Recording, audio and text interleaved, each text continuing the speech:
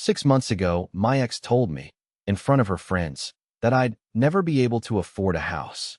She said it with that smug little smile, the kind that dares you to prove her wrong.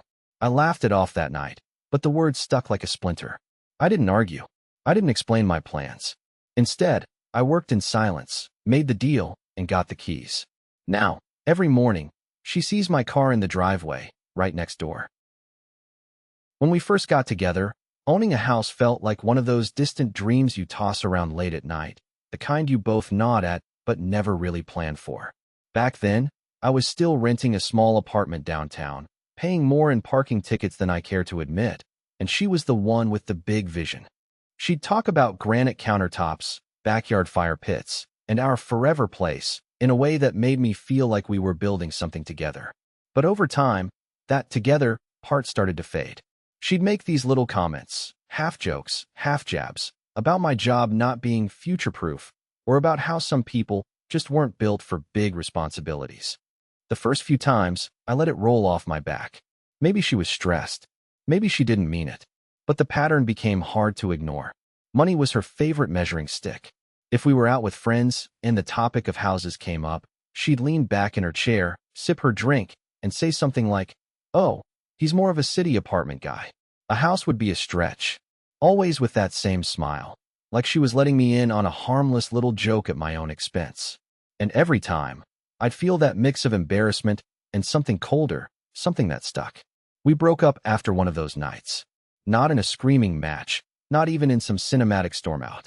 Just a quiet acknowledgement that whatever we'd been building had turned into a slow demolition. She framed it as different priorities. I framed it as finally walking away from someone who'd mistaken me for a permanent punchline. After we split, I focused on myself, work, savings, cutting unnecessary expenses. I didn't tell anyone about my plans, not even close friends. It wasn't about proving her wrong at first. It was about proving to myself that I could take those quiet ambitions we'd once tossed around and turn them into something solid. But somewhere in the middle of open houses, mortgage meetings, and long nights running numbers, her voice crept back in.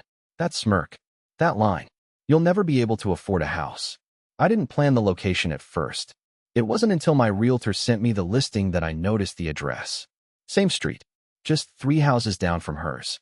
I remember staring at the photo of the front porch, the big maple tree out front, and feeling a spark of something I hadn't felt in months. Not just excitement, not just revenge, opportunity. I didn't rush the offer. I played it cool, let the paperwork run its course. And when I finally got the call that it was mine, I didn't tell anyone. I wanted the reveal to be as quiet and deliberate as the months I'd spent getting here. Little did I know, buying that house wasn't going to be the end of the story. It was just the beginning of something far more entertaining. The day I moved in, I timed everything with almost surgical precision. My lease on the apartment ended on a Thursday, the closing was on Wednesday, and I had the moving truck parked in front of my new driveway before most of the neighborhood had finished their morning coffee. It wasn't until the second trip from the truck that I noticed her car.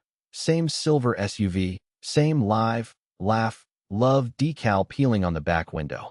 I froze for a second, holding a box of kitchen utensils, just watching. It wasn't shock exactly, more like a wave of cold amusement. Of all the houses in the city, fate had decided to hand me one where her driveway was close enough that I could hear her garage door creak open. I kept my head down. I didn't want the first interaction to be some awkward sidewalk run-in while I was sweaty and carrying a blender. But of course, fate didn't care about my plans. Around noon, I heard footsteps on the pavement. I glanced up, and there she was, sunglasses, athleisure, that same tilted head like she was always 2 seconds away from delivering a snide remark. "Wow," she said, drawing out the word like it was an inside joke. "Didn't think I'd see you around here." I just smiled, adjusting my grip on the box. "Yeah, small world." Her eyes flicked toward the truck, then back to me. "You bought this place?" "Sure did." She gave a short laugh, sharp, almost involuntary. "Interesting choice." I wanted to ask her what was interesting about it, but I knew exactly what she meant. To her, my presence here wasn't just unexpected. It was an affront to the narrative she'd built in her head. The one where I'd forever be renting some shoebox apartment while she moved up in the world.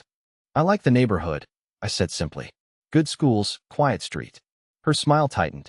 "Well, welcome, I guess." And with that, She turned and walked back toward her house, her pace just a touch faster than it had been when she arrived. I went back to unloading, but I couldn't shake the feeling that something in her tone wasn't just surprise, it was calculation. That small, quick inventory she took of my boxes, my furniture.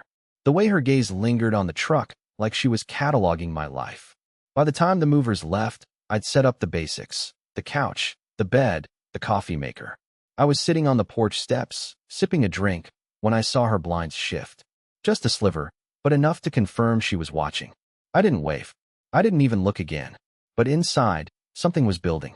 A quiet, slow burn. This wasn't just going to be about living my life next door.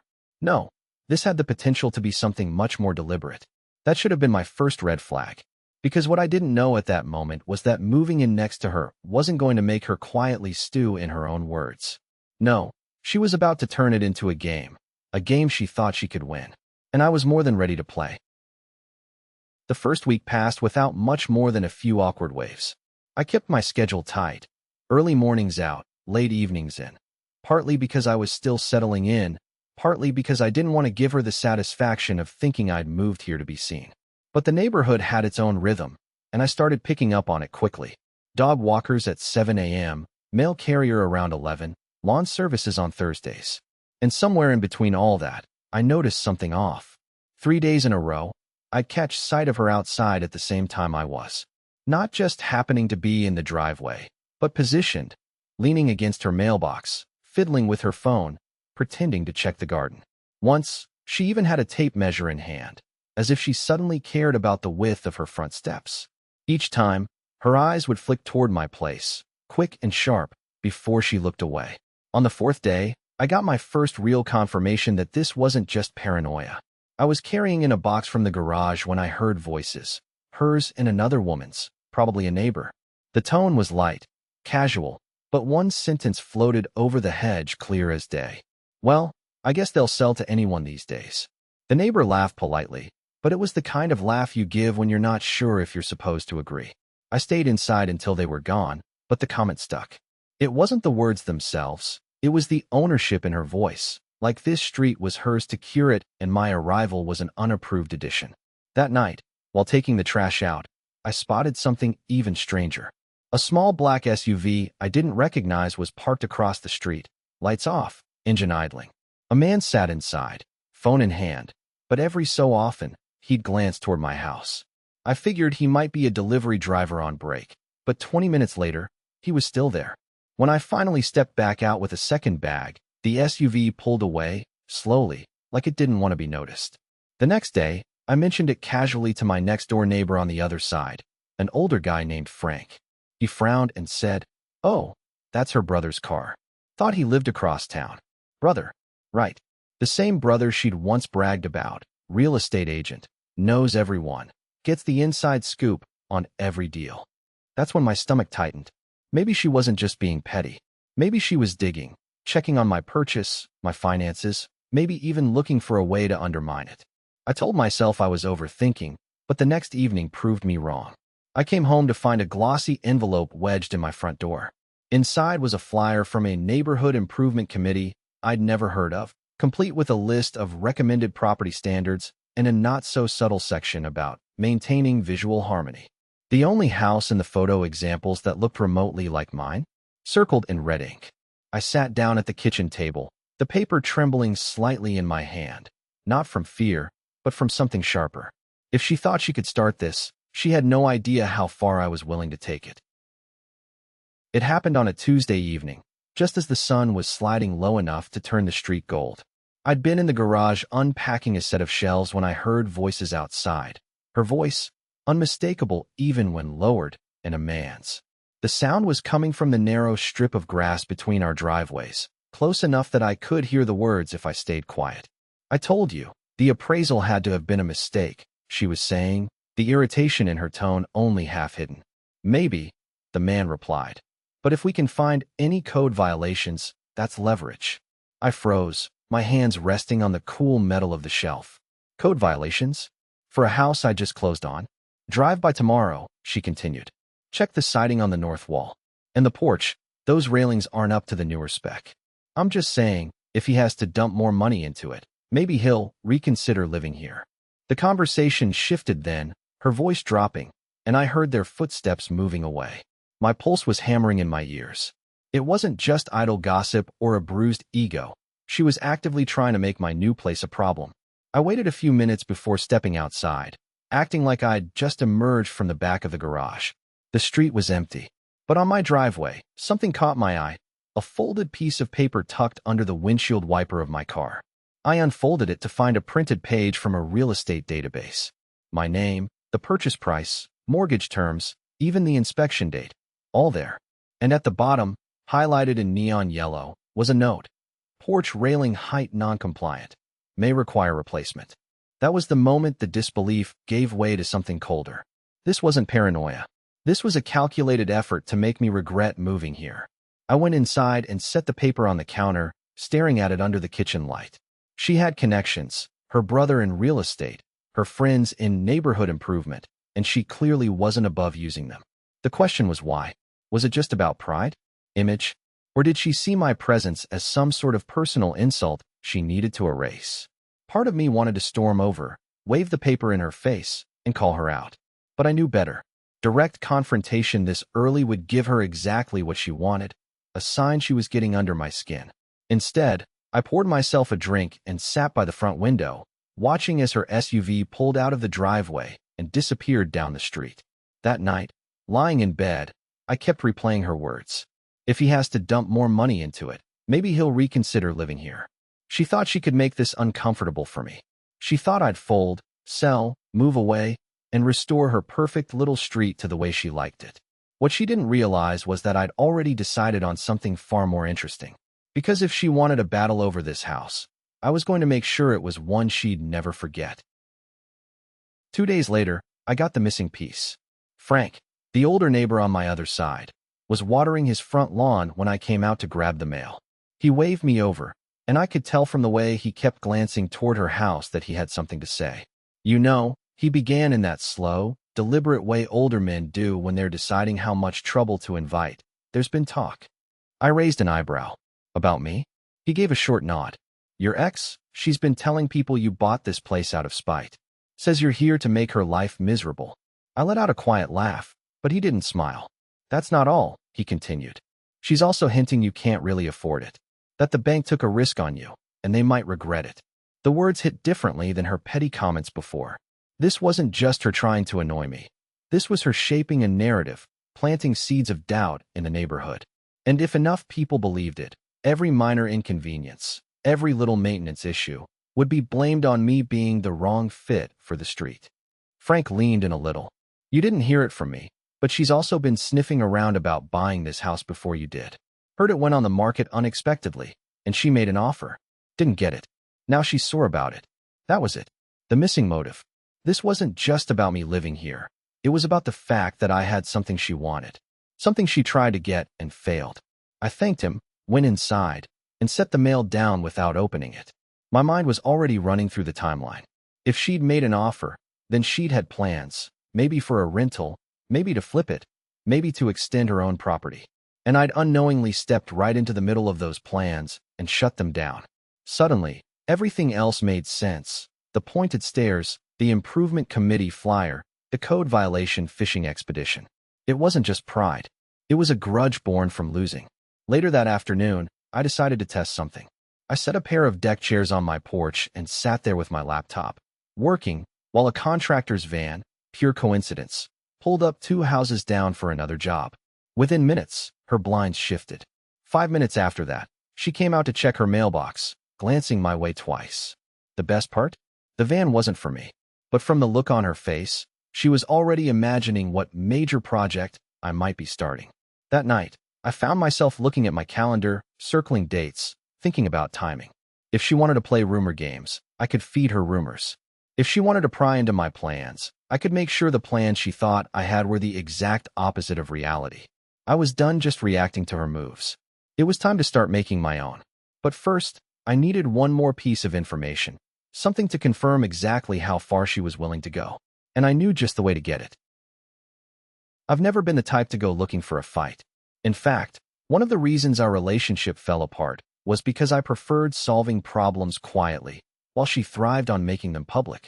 But sitting at my kitchen table that night, her voice replaying in my head, I realized this wasn't going to go away if I just kept my head down. Still, I hesitated. Retaliation wasn't just a moral question, it was a strategic one.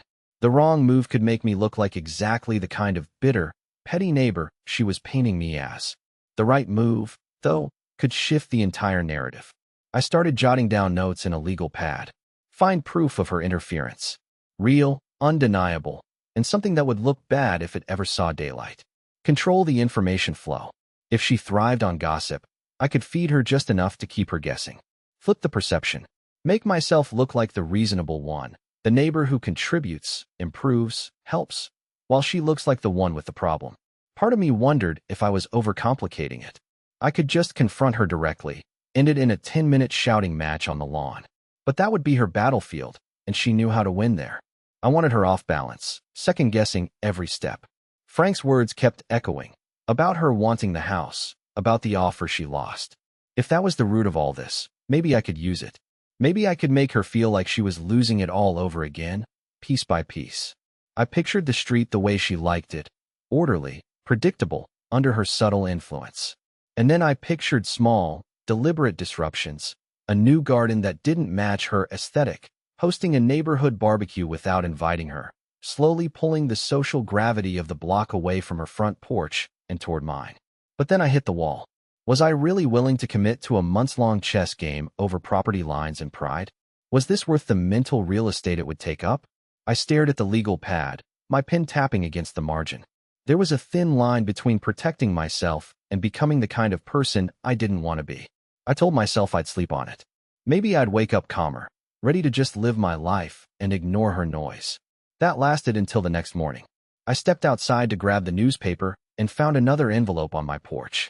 This one wasn't a flyer. It was a printed list of suggested exterior improvements, with my address at the top. No letterhead, no signature, just bullet points, and a final line that made my jaw tighten. Remember, you're part of a community now. Please respect our standards. She wasn't slowing down. If anything, she was ramping up. And in that moment, the decision was made for me. I wasn't going to just hold my ground. I was going to take hers. The first move had to be subtle. Not a declaration of war, but a quiet reminder that I wasn't going anywhere, and that I had every right to be here. I started with the yard.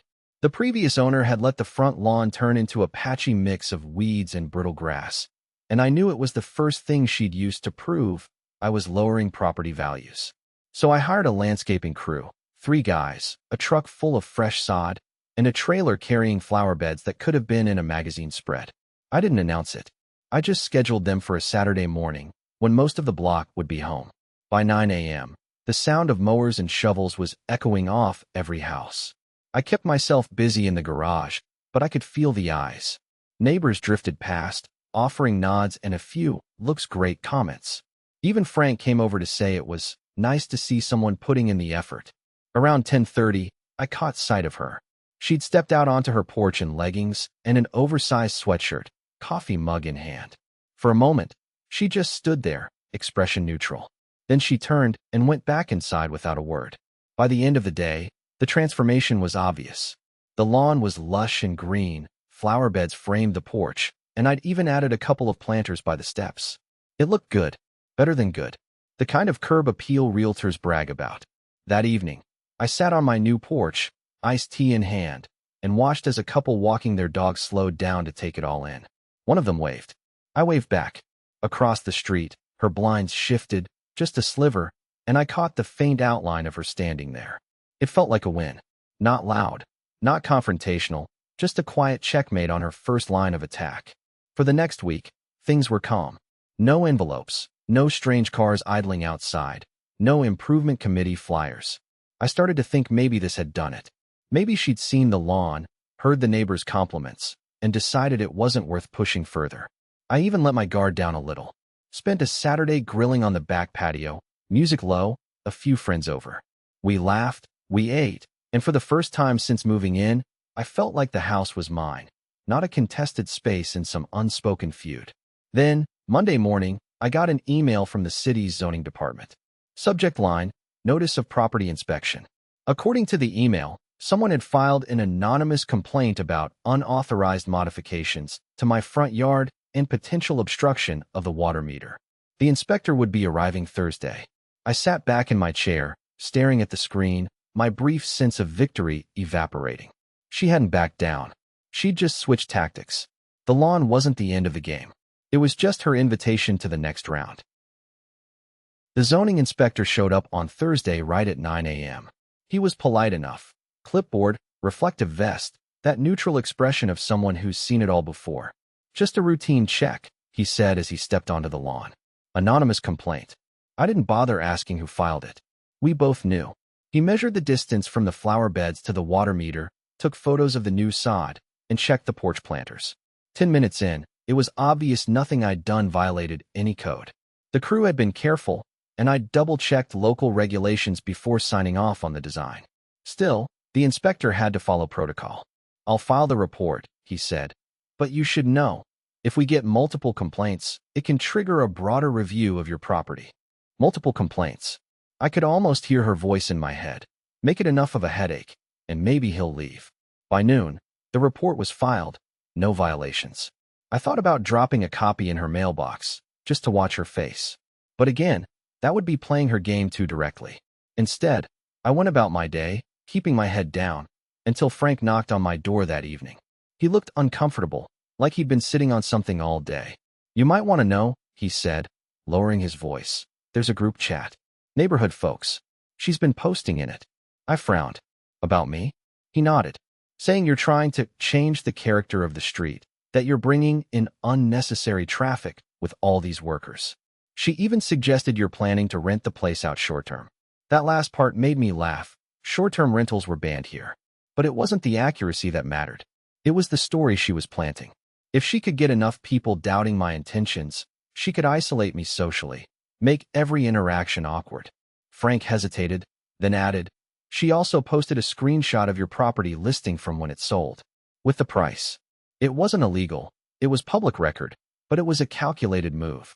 She wanted them to see the number, to measure me against it, to speculate about my finances. I thanked him, but after he left, I sat in my kitchen for a long time, the hum of the refrigerator filling the silence.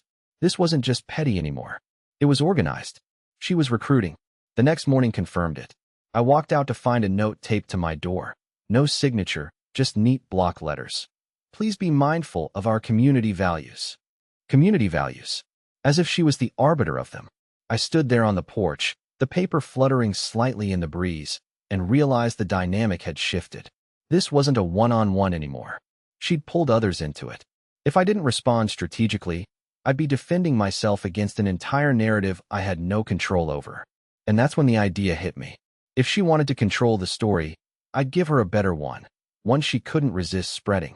Because sometimes, the easiest way to take down a lie is to feed it until it collapses under its own weight. The plan was simple. Give her a rumor too tempting to ignore, one that would spread faster than anything she'd tried so far. It started with a few casual conversations. At the grocery store, I accidentally mentioned to a neighbor that I was thinking about some big renovations. At the coffee shop, I told another I'd had an interesting meeting with a developer.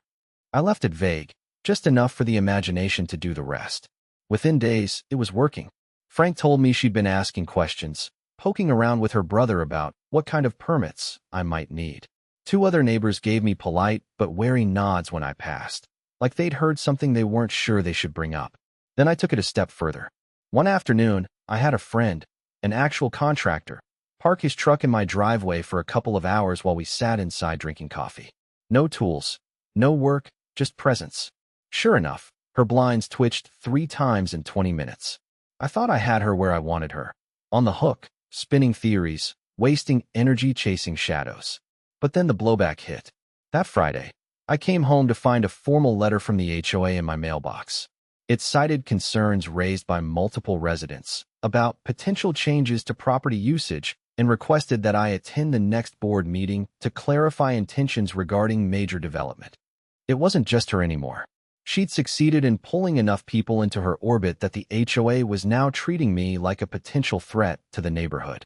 For the first time since moving in, I felt cornered. If I went to that meeting defensive, I'd look guilty. If I ignored it, they'd have the excuse they needed to start formal restrictions. That night, I barely slept. The walls of the house felt closer somehow, like I was trapped inside enemy territory. Every creak of the floorboards, every faint sound from her yard, felt amplified. The worst part? I caught myself wondering if she'd been right all along, that maybe moving here had been a mistake. I'd wanted to prove a point, to show I could build something on my own terms. But instead, I'd walked straight into a war of attrition with someone who thrived on this kind of conflict. By Saturday morning, the self-doubt was eating at me. I made coffee, sat on the porch, and tried to picture a version of this street where I could just live in peace. It was hard to see. Then, mid-sip, I spotted her. She was standing at the end of her driveway, talking to a couple from 3 houses down. She laughed at something, glanced toward my porch, and said something else that made them both turn to look at me. That look, pity mixed with judgment, hit harder than I expected. It was the first time I felt like I might actually lose this. Not the house, but the upper hand. And that was the moment I knew. If I wanted to end this, I couldn't just match her moves. I had to make one she'd never see coming, something that would end the game entirely. I just didn't realize yet how far I'd have to go to pull it off. The HOA meeting was set for Tuesday evening in the community center, a beige, windowless room that smelled faintly of coffee and carpet cleaner. I arrived early, dressed sharp but not flashy, and carried a neat folder under my arm. When I walked in, she was already there, sitting in the second row with her arms crossed. She didn't look at me directly, but her smirk was impossible to miss. The president of the HOA, a man named Carl with a permanent furrow in his brow, called the meeting to order. First item, Carl said, flipping through papers. Concerns about potential property modifications at 114 Maple Lane. All eyes turned to me. I stood, cleared my throat, and kept my tone calm. I'm happy to clarify. I have no plans to change the property's usage. No short-term rentals, no commercial activity. The only modifications I've made are cosmetic, landscaping, basic upkeep, well within HOA guidelines. Carl nodded slowly, but before he could move on, she spoke up. Then why? She said, her voice dripping with faux concern. Have there been contractors' vehicles parked outside his home? Why is he telling neighbors about big renovations? We all want to preserve the character of our community. A few murmurs rippled through the room. I could feel the weight of the moment. This was her stage, her chance to cement the story. I let the silence hang for just a beat, then opened my folder. Inside were printed screenshots from the neighborhood group chat, every message she'd posted about me. The ones questioning my finances. The ones suggesting I was breaking zoning laws. The ones spreading rumors about rental plans. Frank had quietly added me to the chat a week ago, and I'd been saving every word. I handed copies to Carl and the board members. Since we're discussing community values, I said evenly, I think it's important everyone sees how this conversation started. Carl's brow furrow deepened as he read. One of the board members actually raised her eyebrows. Across the room, her face went pale. This, I continued, isn't about preserving the neighborhood. It's about a personal vendetta. One that began when my offer on my home was accepted over someone else's. I've kept to the rules. I've contributed positively, and I'm happy to keep doing so, if I'm allowed to live here without harassment. The room was silent for a long moment. Then Carl spoke. This kind of targeted behavior has no place in our community. I think we're done here. Meeting adjourned. I didn't look at her as I left, but I could feel her eyes on my back. Outside, the evening air felt lighter somehow. Frank caught up to me in the parking lot and gave a satisfied nod. Guess that's checkmate, he said. When I got home, I turned on the porch light and sat outside for a while, sipping a beer. Across the street, her blinds stayed closed. No movement. No notes on my door the next morning. No anonymous complaints. She hadn't apologized, she never would. But the silence was enough. Because in the end, I hadn't just kept my house. I'd taken back the street. In the weeks after the HOA meeting, the street settled into a new kind of quiet. Not the uneasy silence of two neighbors pretending not to exist, but the calm that comes when the tension finally breaks. The blinds across the way stayed down most mornings. She still came and went, still jogged her predictable route on weekends. But there were no more anonymous complaints, no flyers, no passive-aggressive notes taped to my door. The neighborhood group chat went back to discussing lost cats and block party dates. My name didn't come up. Frank started stopping by more often, usually with a coffee in hand, sometimes just to sit on the porch and watch the street. "Feels different now," he said one afternoon. "Like the air's clearer." It wasn't just the air. It was the way people looked at me when we crossed paths, less guarded, more open. The couple from 3 houses down invited me to their barbecue. The retired teacher on the corner waved me over to taste her famous peach pie. I wasn't just the new guy anymore. I was part of the street. I never bragged about what happened. If someone asked about the meeting, I just said we'd cleared up some misunderstandings. But I knew the truth. The narrative had flipped. She wasn't the gatekeeper anymore. Whatever influence she'd had over the block was fractured, and she knew it. There was a part of me that wanted to rub it in, to remind her of that night months ago when she'd told me I'd never own a house. But I didn't need to. Every time she pulled into her driveway and saw mine, every time she walked past my porch on her way to the mailbox, the proof was right there in front of her. The real win wasn't the house. It wasn't the neat lawn or the porch chairs or the perfectly placed flower beds. It was knowing I hadn't let her push me out, that I'd stood my ground without becoming what she accused me of being. One evening, about a month later, I was out front tightening a loose screw on the porch railing when she walked by. She slowed just enough to glance at me. For the first time in a long while, there was no smirk. No little dig waiting to be delivered. Just a curt nod before she kept walking. It wasn't friendship. It wasn't even civility. But it was an acknowledgement. And in a way, that was enough. Sometimes I think back to the day I moved in, the weight of that first box in my hands, the sound of her voice saying, "You bought this place?" I remember the sharp little laugh, the certainty in her tone that I didn't belong here. Now, standing on my own porch, keys in my pocket, I realize she gave me something without meaning to, a reason. The kind of push you don't ask for, but end up grateful for. Because without her, maybe I would have just bought a house. But with her, I made a point. And that point will be sitting here, right next door, for a very long time.